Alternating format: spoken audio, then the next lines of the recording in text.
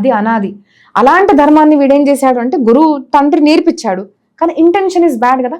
So ఆ బ్రహ్మాస్త్రాన్ని అభిమన్యు చనిపోయాడు, వాళ్ళ పౌత్రుడు, అర్జునుడు పౌత్రుడు చనిపోయాడు. కానీ భార్య గర్భవతి కదా, అదొక్కటే గర్భం, ఇంకా పాండవుల వంశం అంకురం అన్నమాట. సో దాన్ని చంపాలన్న దాంతో తన మీద వదిలేశాడు. వదిలేయంగానే ఆకాశంలో వ్యాస మహర్షి వచ్చారన్నమాట. ఇక్కడ ఏమైంది, రక్షించడానికి అర్జునుడు కూడా బ్రహ్మాస్త్రం వదిలేరు కృష్ణుడు చెప్పడం వల్ల.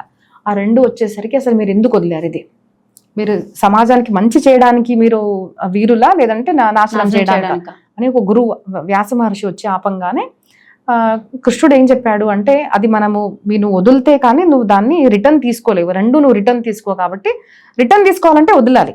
కాబట్టి తను వదిలాడు, మంచి చేయడానికి అర్జునుడు వదిలాడు. సరే మీరు చెప్తున్నారు కదా, నేను రెండు రిటర్న్ తీసుకుంటాను అని చెప్పి రిటర్న్ తీసుకున్నాడు. బట్ అశ్వత్థామ చేసిన తప్పును అక్కడ కూడా యాక్సెప్ట్ చేయట్లేదు, నేను తప్పు చేశాను అని ఈజ్ నాట్ యాక్సెప్టింగ్.